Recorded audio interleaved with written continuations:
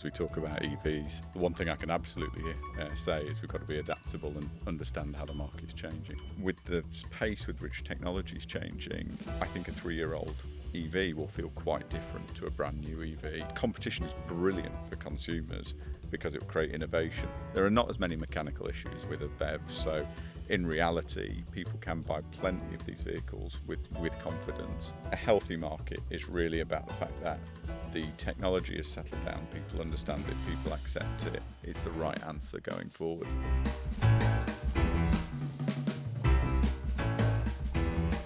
Hello and welcome to Beyond the Battery, a new series from EV Battery Solutions, where we chat with industry experts about the biggest EV topics shaping the industry today.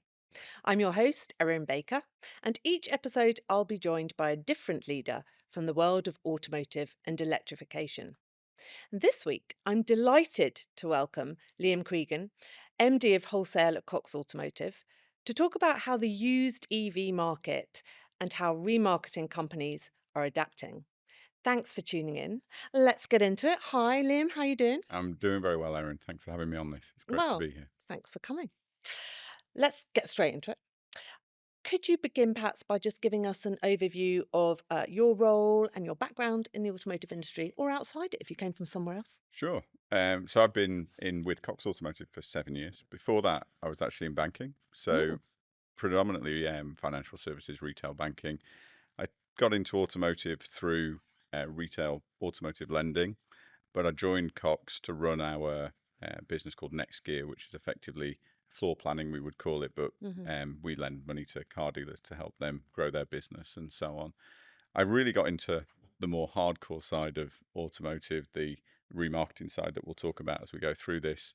And when I had the privilege at the start of COVID to take on Mannheim, so our auction business, and Yeah. help Mannheim develop as we went through that challenging period. And Wow, at the start of COVID is yeah, when you started. yeah, May My goodness. 2020, my boss gave me that golden opportunity. So it was, yeah. So but it was a great opportunity to learn about how we digitize our business and how we change it. And with the level of change that automotive has been going through pretty much since the pandemic, I think it was probably actually in hindsight quite a good grounding. And it's being adaptable's pretty important as we move forward. And I think Yeah, as we talk about EVs, yeah, that's the one thing I can absolutely say is we've got to be adaptable and understand how the market's changing and yeah. so on. So it's good grounding. I'm intrigued. Did starting at the beginning of COVID give you some breathing space to get into it, or did it mean that everything was kind of hyper intense and oh my God, we're in the middle of this incredible crisis for the industry? I mean, it was certainly intense. We were all trying to find our way. I think you could afford, as long as you really cared about people, and which we did, I think you could afford to make some missteps because everybody was learning as we went through it. So we did make some missteps saying what we thought would happen and what actually ended up happening. So, for Right. example, as you all know, through the pandemic, when vehicle prices went up as seriously as they did, Yeah. we didn't anticipate that. So we were having to learn on the job as to what that meant, and obviously the demand changed and the amount of supply changed, new car supply changed. So Yes. you were in some ways able to make some errors, but as long as you adapted to it, but also it was a great opportunity to Yeah. try some stuff. So Also, the thing that's coming out for me in this series that's Beyond the Battery, talking to lots of different people from around the business and Cox Automotive and EV Battery Solutions Europe, is that collaboration, you guys are kind of a microcosm for the collaboration that's been needed at a wider level in the entire industry as we grapple with what electric means for different parts of the industry. sure. But Cox, it seems like you guys are great at collaborating across all different areas of the business. I mean, we do work. We have to be because our clients now, more so than ever, demand different services. And that's, when I joined the business, it was really an auction business with some other businesses around it. Now, auctions is part of what we do, but things like EV battery solutions, our software businesses, where we do a large scale reconditioning. And we acquired a big reconditioning business right at the start of the pandemic as well, Yeah. and adapting that and what that means for fleet companies, what that means for OEMs, what it means for dealers. That's massive, and particularly as battery electric vehicles have started to become much more part of the car park. Yeah. That's Yeah. just it's changing the way we work. It's an insane time to be in this industry, but a good one. Great time. So Could you explain for people out there like me that don't begin to understand remarketing, Yeah. what remarketing is all about? This is great for me, this series, because I've been an automotive journalist for 25 years. And after 25 years, there aren't many questions that you can ask without looking incredibly stupid.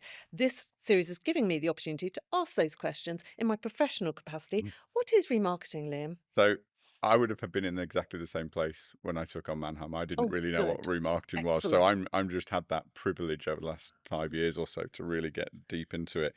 Remarketing, simplistically, is just the reselling of vehicles once the original owner has effectively come to the end of their use of that vehicle, whether it's the end of a lease or whatever. So it means reselling a vehicle through different channels. Now, in our world, predominantly that's auction, whether it's physical auction, that is the kind of what people, when people imagine an auction, that's kind of what it looks like. So people stood in a hall bidding on vehicles like they I might. imagine like a cattle auction, Yeah, but it's and that's presumably it. not that fast, Uh, not like. it's pretty fast, Is it? and as you know, and a lot of the sort of auction techniques come from that sort of auctioneering in the past. So very fast, and actually, our legacy, if you go back all the way, the original auctions that we had, some of them were cattle auctions way back in the pre-war years. So you do have the legacy is there of that sort of thing, and there isn't that much that's removed from. It is very fast paced. It's very dynamic. And it's not open to the general public, as in private sellers, buyers to come We in, is it? choose not It's yeah. to. That's not to say that there are other auctions that can Mm, do that, but mm, we fundamentally, since for a period of time, we haven't done that. It's traders who will be buying vehicles from us. But there are other sort of things in the remarketing world. So there's digital trade to trade auctions that happen. There's lots of opportunities for OEMs and fleet codes to sell direct to the trade in bulk and all of those kind of things. So remarketing isn't just auctions, but from our perspective, that's where we spend our most time.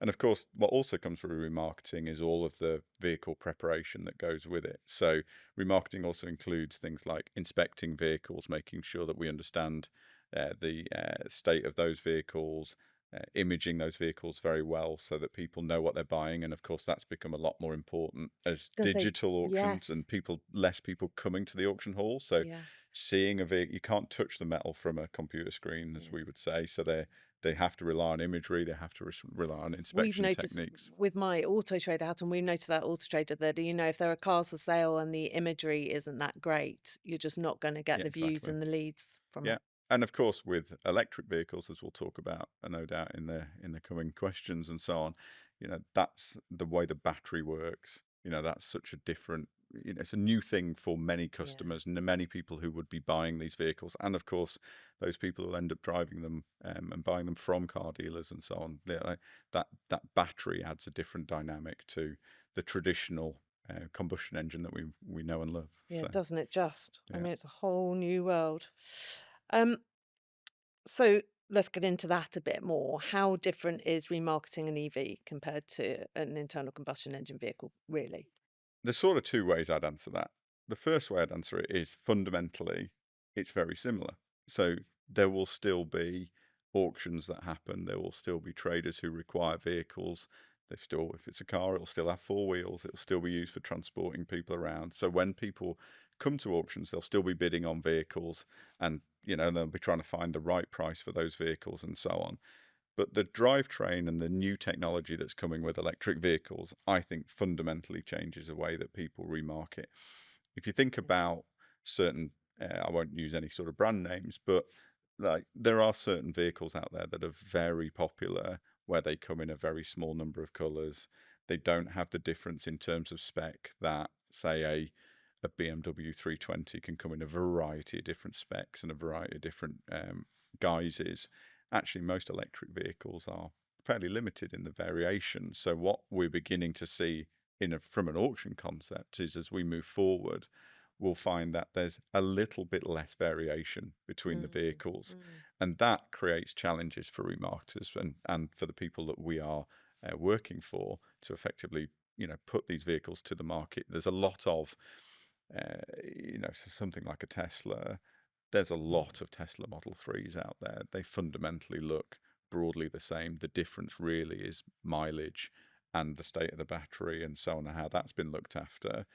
There may be some differences in terms of the condition of the vehicle, so the kind of bodywork and so on, which is our job to tell a customer. But there's not really that much difference. So if you have 100 Tesla Model 3s going through an auction, that's a different challenge to if you've got a variation of VW Golfs that are That's all really ICE. interesting because I've always come at all these conversations from the point of view of the consumer, where I've always thought actually brands ditching half of their trim levels and only leaving the consumer with 5 trim levels of Yeah. specs as opposed to 15 is better for the consumer because it's less mind-boggling. Sure. It's a simpler hmm transaction and choice. But I hadn't thought about it from the other end of the Well, and also how of it the industry. translates to the end user as well is like they yes, it creates a simple side of things, but there's lots of people who are looking for different specs and so on. So Yeah, it creates a simpler choice, and people are not quite used to that at yeah, the moment. And like my dad sent me an email in fact last night, saying he's got a 10-year-old Ford Focus, he wants to change it,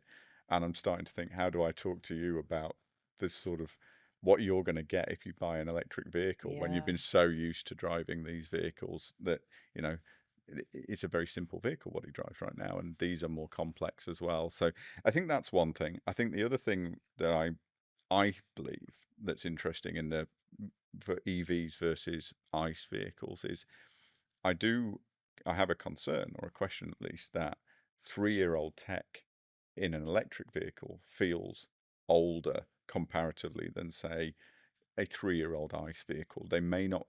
A 3-year-old BMW 320, when you sit in it and you drive it, will probably feel not that dissimilar to a fairly, a newer BMW hmm hmm 320.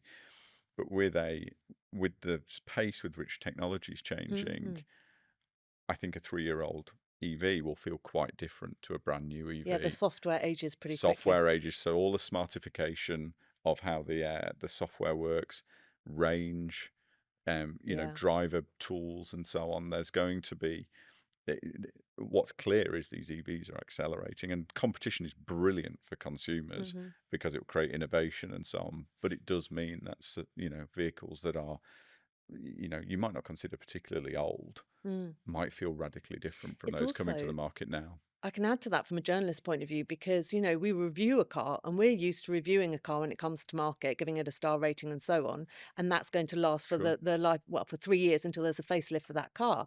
But with the software upgrades, 6 months' time, you're looking at a completely different car potentially. Yeah, It's and very my difficult. vehicle can do more autonomous driving now than when I first got in it two Yeah, years which ago. kind of makes it a different car. It does, and it has different capabilities and so on. So knowing that and understanding how that will work, I think will create, opportunities, but it also creates challenges for us in terms of how we remarket vehicles. Yeah. Interesting. So, from what you're seeing across the wholesale lanes, what's the current appetite for used EVs? Are buyers confident? I mean, I have my own thoughts about it, and I think there's great stuff going on around used EV pricing. Mhm. Everyone looks at the ticket on a new EV and thinks, "Oh, they're incredibly expensive," but actually, 1 to 3 years old, we're starting Sure. to see some good pricing come through. But what's your take on it all? I mean, I think there's a great opportunity. I think there's plenty of people out there looking to source electric vehicles. We sell electric vehicles. A significant proportion of our what goes through our lanes now is either a hybrid or a BEV. So we're definitely seeing significant appetite for it. It actually, whilst I said earlier on, the simplicity side of things can be a challenge, it also is helpful because when you come to buying them, there isn't as much mechanical Mm, there are not as many mechanical issues yeah. with a BEV. So in reality, people can buy plenty of these vehicles with confidence. The battery is important, and we'll come to that, I'm sure.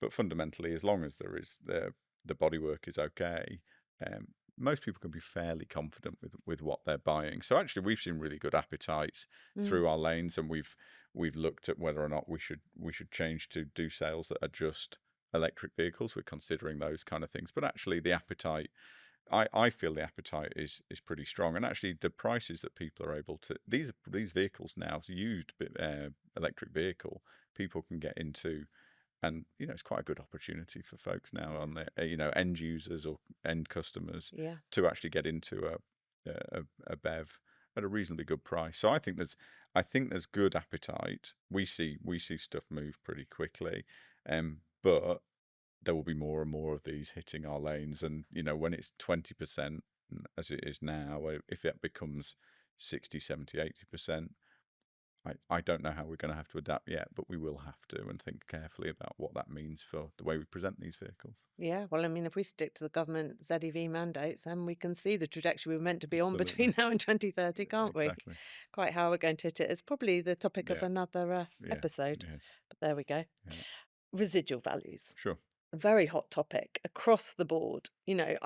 Big concern for consumers, I think, around residual values. Hmm. Been driven by a lot of stuff in the Hmm. industry in the past 5 years, not just, the worth, the inherent equity in electric vehicles, but a lot of the discounting and the price lashings. Sure. It's all had a knock-on effect, hasn't it, on Absolutely. RVs?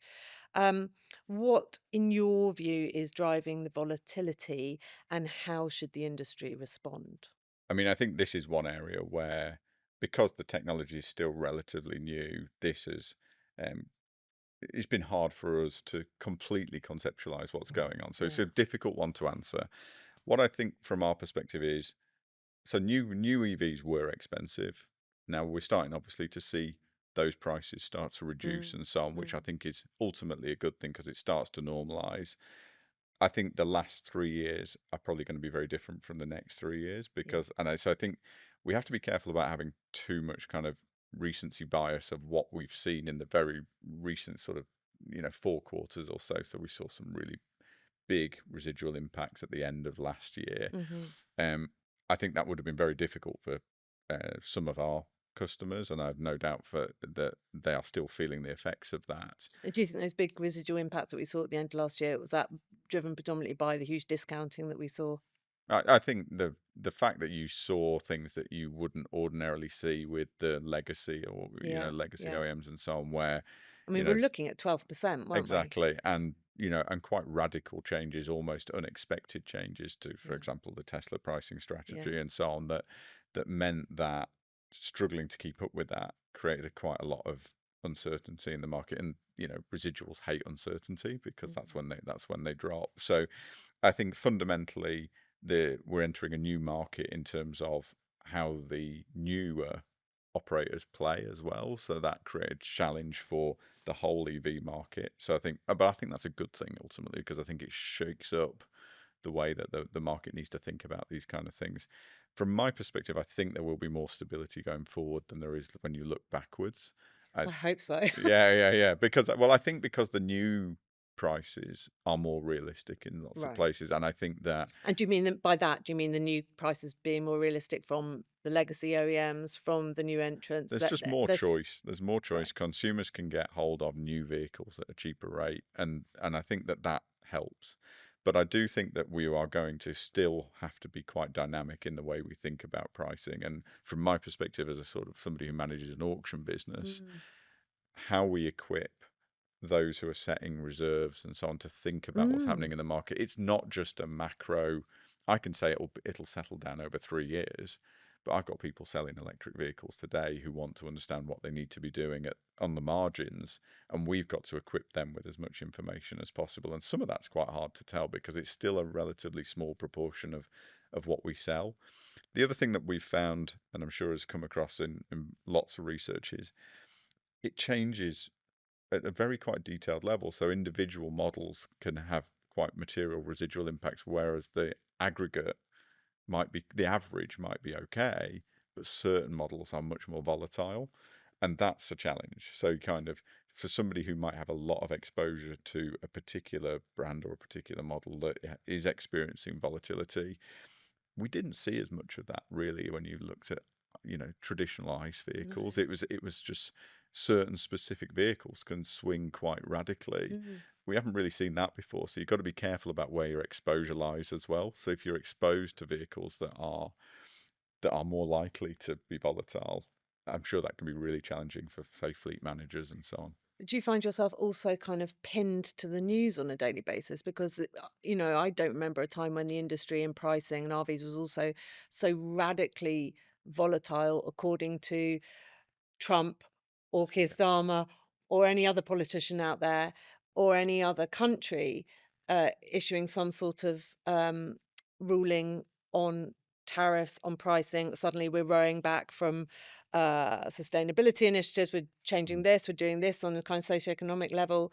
And it all has a knock on effect quite quickly on Yeah. electric vehicles, I doesn't mean, it? we're aware of it. If I speak personally, I probably don't on a day-to-day basis, other than as a shared interest. I don't really, we don't get down into our auction lanes and go, just to let you know, Trump said this today, and that's going to impact prices. We don't, 10% we don't, seemingly yeah, we possible. we don't end up with that. Right. So it's impossible to manage because there's so much, and it doesn't really on a day-to-day basis in the lanes. I can't think of examples where it's made that much difference of what's happening on a day-to-day basis. It might make a marginal difference, but it doesn't feel like that. But I think when you speak to our customers at a kind of strategic level, it's definitely a kind of concern around the market can shift quite quickly, and they need to be quite dynamic about Yeah. that. So day to day, probably not so much, but when it comes to more about remarketing strategy, absolutely. And that can be quite. It creates opportunities because Yeah, when there's yeah, for volatility, you sure. can I mean, find ways. I've never known forecasting be quite so difficult in this industry for everyone Sure, concerned. So, a huge driver of consumer confidence, of sales, of RVs, everything is battery state of health sure, certificates, yeah, right? Which we've all been talking about for a sure, long time now. Where are they? When are they coming in? Are they going to be standardized? How are we going to hmm standardize them for consumers? The certificates or digital vehicle records, what role do they play in building trust with the buyers at auction? I know I see the role they play in building trust with private consumers of just, sure, I'm not going to buy an electric car without some sort of battery certificate. sure. I mean, from our perspective, we're looking really hard at the best way for us to certify batteries. We've got some things in test that we're looking at. I think it.